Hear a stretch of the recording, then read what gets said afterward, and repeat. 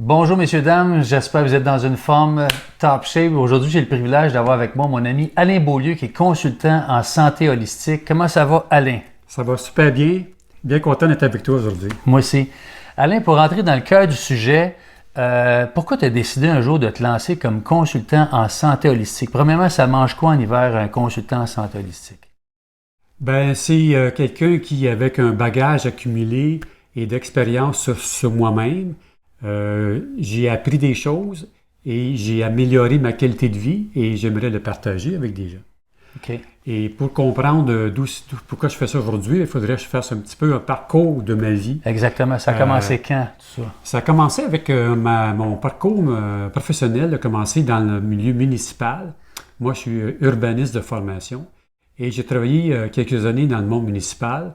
Je voulais améliorer la qualité de vie, l'environnement, hein, c'était ça mon intention. Mais j'ai réalisé que dans le monde municipal, c'est un monde assez politisé et très structuré. Et moi, j'aurais voulu faire des choses qui n'étaient pas dans ces cadres-là.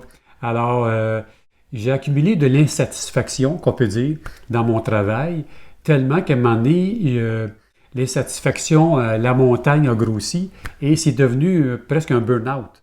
Parce qu'au niveau professionnel, pas au niveau personnel, j'avais plus de plaisir à faire ce que je faisais. Pourtant, c'est un emploi bien énuméré, fonds de pension. Mais C'est un emploi plus cartésien. exactement. Et ma créativité était nullement mise en avant. Mhm. Donc, je ne peux pas me réaliser personnellement. Donc, j'étais comme sous-alimenté, si on veut, et il me manquait quelque chose d'essentiel pour allumer ma flamme de vie. Puis y a-t-il un élément qui est arrivé qui t'a permis de voir que, oups, la créativité, non seulement est importante, mais là, je peux la mettre à profit.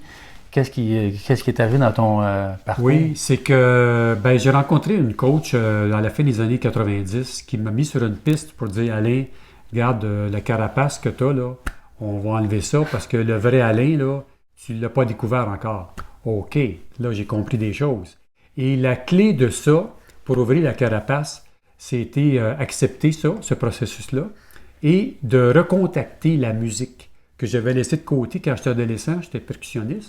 OK. Mais j'ai mis ça de côté quand j'étais adulte, je faisais autre chose. Et là, quand j'ai retouché à la musique, ça m'a réallumé dans mon corps une flamme. Et le point tournant, c'était vraiment mon voyage à Cuba en 2001, où j'allais là explorer la vie.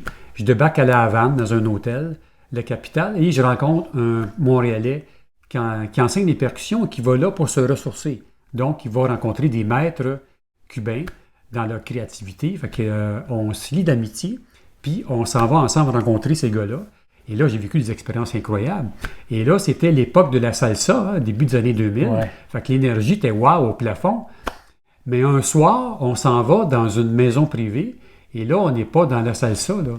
Je rentre dans une maison, et là, il y a une cérémonie afro-cubaine avec un cadre mystique, spirituel, complètement différent de ce que je m'attendais. Ça m'a donné un choc puissant et fort, positif, là, et qui m'a...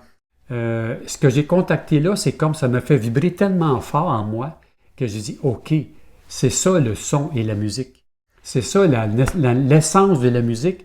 C'est pas le divertissement, c'est le thérapeutique, c'est-à-dire c'est la capacité de te reconnecter à toi et À partir de la musique. Oui, la fréquence de la musique. Et là, tu as pris contact vraiment de cette puissance-là qui t'a amené à quoi après? As-tu eu un événement qui t'a rapproché de ta créativité davantage? Oui, bien là, ce qui s'est passé, c'est qu'avec la coach que j'avais, à un moment donné, on a convenu ensemble que je devais faire un changement important dans ma vie.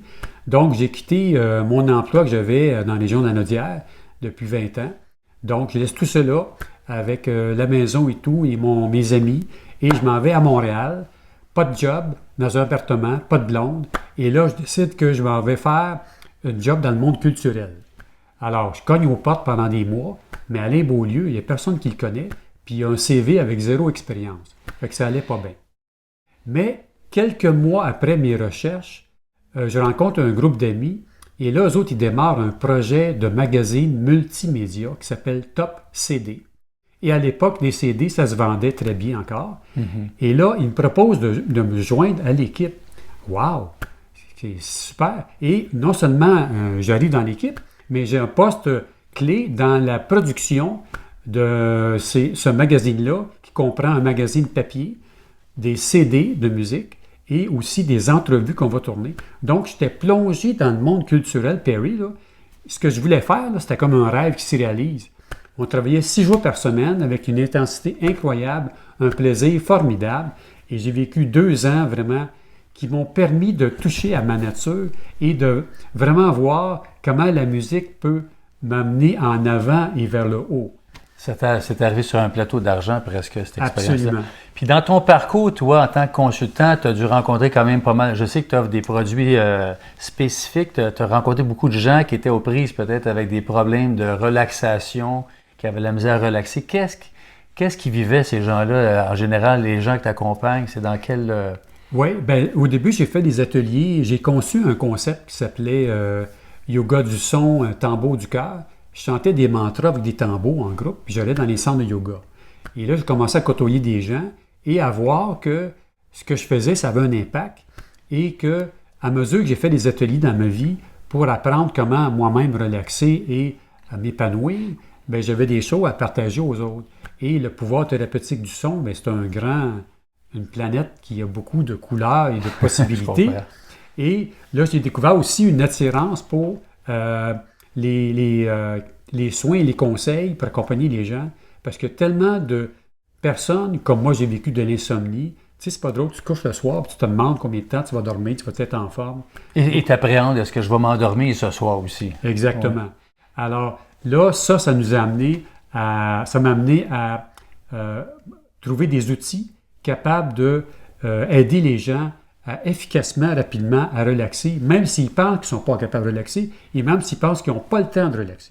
Wow. T'aurais-tu un truc à nous partager pour les gens qui nous écoutent, mettons, comment arriver à relaxer rapidement sans avoir à faire des semaines de processus? Y a-tu des trucs rapides pour au moins déjà avoir accès à la relaxation? Oui, un truc simple que tout le monde peut faire, mais que tout le monde n'ose pas faire, c'est s'accorder du temps à soi. Tu sais, à chaque jour, tu prends une pause de 5 minutes, ne serait-ce que 5 minutes. Tout le monde a ça, 5 minutes. Hein? Ben oui. Et là, tu fais le silence en toi. Tu t'isoles. Dans un bureau chez vous? Dans un bureau, chez toi, à côté d'une plante qui a une belle vibration, ou une image, ou un bol tibétain, whatever. Mais pourvu que tu sois bien et que là, tu fais rien. Tu fais juste comme être observateur de ce qui se passe dans ton corps, ta respiration. Et là, plus tu le fais, c'est pas long, après 1 minute déjà, tu vas voir ta respiration va se calmer. Ton mental, il peut continuer à être agité, mais tu deviens comme observateur de tes pensées. Et juste ça, c'est un exercice que, avec la répétition quotidienne, c'est là que c'est important, la répétition, tu vas voir que ça va te déposer, puis ton corps, puis ton esprit va aimer ça, ça va relaxer. Et plus tu apprends à faire des pauses dans la journée, mieux tu vas aller dormir le soir. C'est ça le lien important. Fantastique. Merci Alain. Écoute, je pourrais t'écouter des heures de temps. C'est super intéressant, inspirant. J'ai le goût de vous poser la question, ceux qui nous écoutent présentement. Vous avez sûrement peut-être des exercices que vous faites vous-même de relaxation ou si vous connaissez des gens autour de vous qui auraient peut-être des problèmes avec la relaxation puis d'insomnie, partagez la vidéo. Puis j'aimerais ça que vous écriviez au bas vos trucs à vous pour relaxer.